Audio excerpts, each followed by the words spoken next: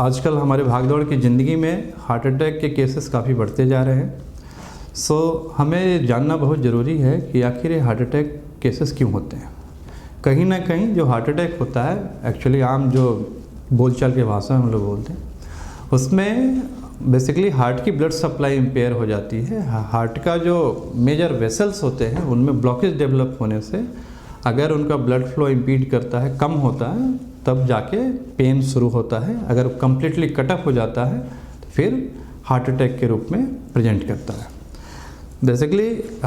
जो ब्लॉकेज है वो कहीं ना कहीं हमारे बॉडी का इंटरनल मेटाबॉलिज्म जब गड़बड़ होता है, डिसलिपिडीमिया हो जाए, कोलेस्ट्रॉल का लेवल काफ़ी बढ़ जाए,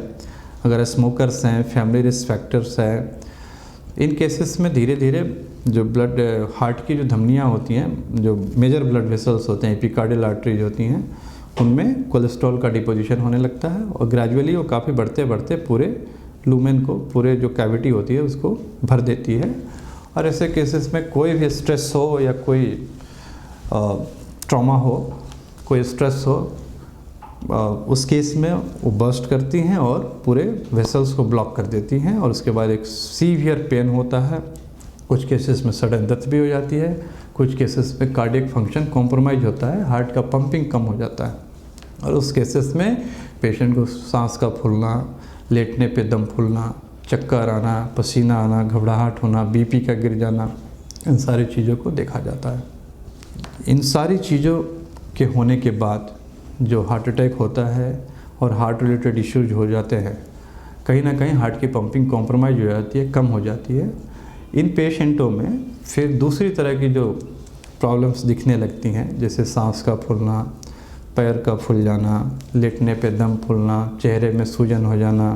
गले की धमनियों और वेन्स का काफ़ी प्रोमिनेंट हो जाना, इन सारे सिम्टम्स के साथ पेशेंट प्रेजेंट करने लगते हैं। या कभी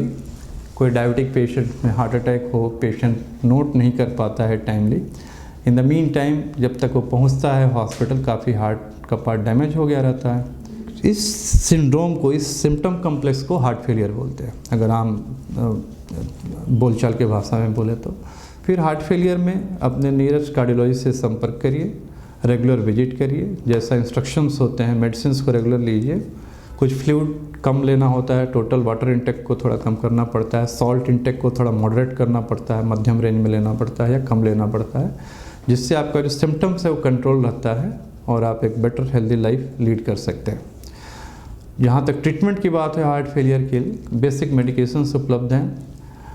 फिर अगर पेन के साथ भी अगर हार्ट फेलियर का सिम्टम रहता है तो हमें एंजियोग्राफी करके देखना पड़ता है, और कुछ अगर बंद धमनियाँ होती हैं जिनको खोलने से कुछ फ़ायदा होता है या हार्ट का पंपिंग में इम्प्रूव करता है, तो ऐसा हम लोग प्रयत्न करते हैं।